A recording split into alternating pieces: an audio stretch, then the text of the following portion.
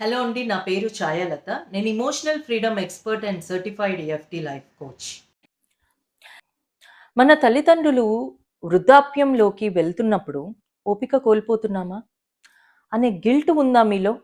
ఒకప్పుడు మన కోసం అన్నీ చేసిన వాళ్ళు ఇప్పుడు చిన్న చిన్న పనులు అడిగినా నేనెందుకు చిరాకు పడుతున్నాను అని గిల్ట్ ఉందా?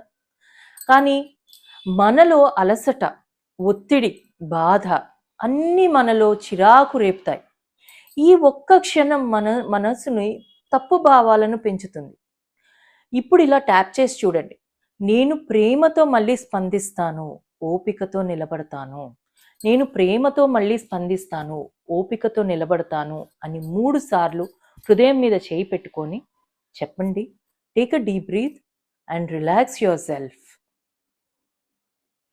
ఒకసారి ఇది చేసి చూడండి. వాళ్ళ మీద ప్రేమ లేదని కాదండి, మీకున్న ప్రేమ ఇంకా రెట్టింపు అవుతుంది.